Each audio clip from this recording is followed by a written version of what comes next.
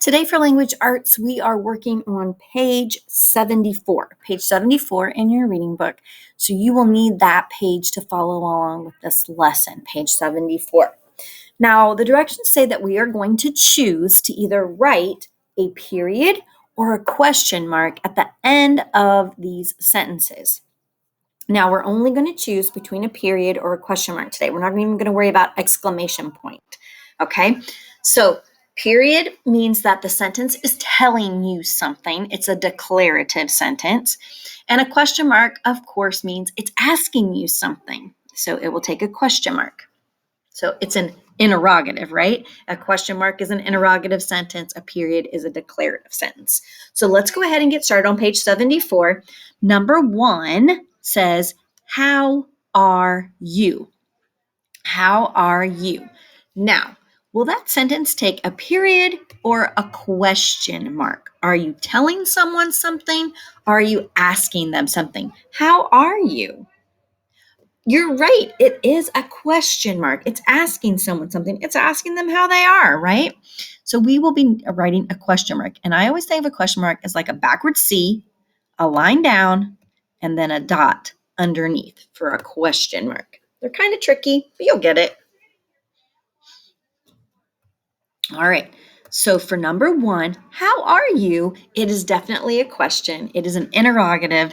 It takes a question mark. Let's look at number 2. We scored a goal. Now, is that asking you something or telling something? Is it asking or telling? We scored a goal. It's telling, right? It's telling someone, hey, we scored a goal. So it's a telling sentence. So we are going to write a period at the end. A period at the end. We scored a goal. Telling someone something.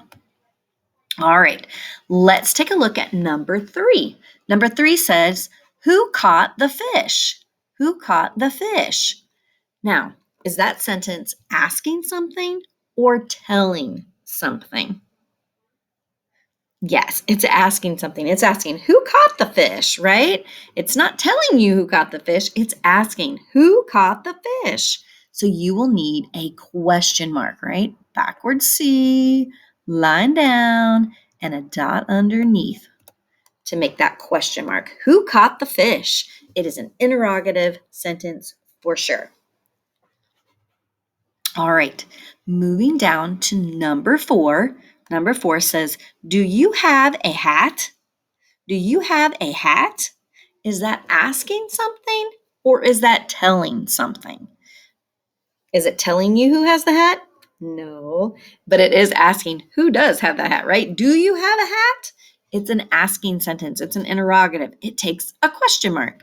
So go ahead and write a question mark at the end of that sentence. Do you have a hat? My question mark's kind of messy there.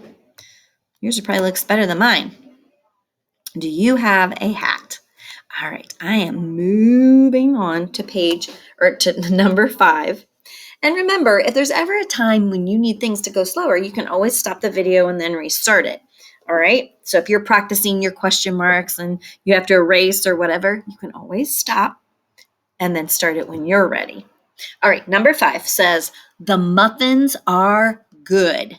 The muffins are good. Is that asking you something or is that telling you something? Is it asking or telling? Right. It is telling you something. I'm sorry. It is telling you something. Oops. There we go. The muffins are good. And I apologize. This is actually page 79. Page 79 in your reading workbook. And I messed that up. It's page 79. Okay. So back to number 6. Where are the bananas? Where are the bananas? Is it asking you something or telling you something?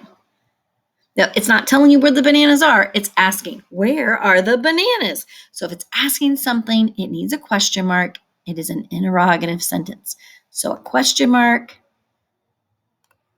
where are the bananas? And I apologize again. This is page 79. I'll make sure that I have that on Schoology, that it is page 79.